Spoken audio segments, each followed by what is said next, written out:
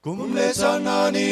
ni tin te in changkat nu changkhat an I mer bang mo chil chial in mei thang ni zel thal chan phing tlang ram lak I loi nim kung chung I chan rel va phun tling ni mi lung tin lao ter chial mal tlang chung in phai cheu chok hlei san ri par an ni do nak vial te ni thi san cho kan si nak tho chan chan ni sung loi big an rung phuan kri pha kan si nak ram I a zik chu a si thi nak than khor chung in a thâu chan chang kan boy ba si su chu no ngay na vial te su Pega si di chang Liên ngân nak in kan nun ram Chu a kan pen lai I Tho cha nak I kan nun Kan thang se Kri chu thang thật châu Phak lai kun câu e kan boy pa chui Su krini a in mi rem hoa nak A kut ke tirin an ken a nak fay an Sun mi nung ni a phak Victor ko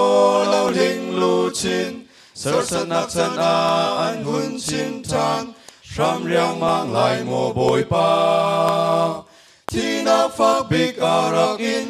rak in Chung kwari thi cha le van rel roa ni an chel lau boy pa a ai ram nak Mi sual kan cha luat nak ram pi su a si Thi nak than kor chung in a thâu than chang kan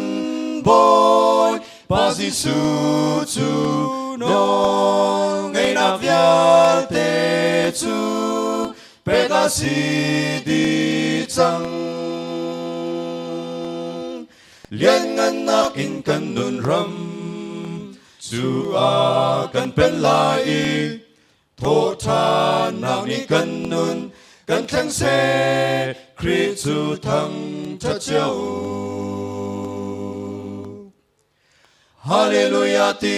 in boy pa chu Thang thật châu si sun par nak lu Chin chu chin ter bu in chung chin le sang bi A boy pa chu Loru a liên ngân nak in thi nak Dora liên ngân bi chu a tay chang A thi nak in kan luat chang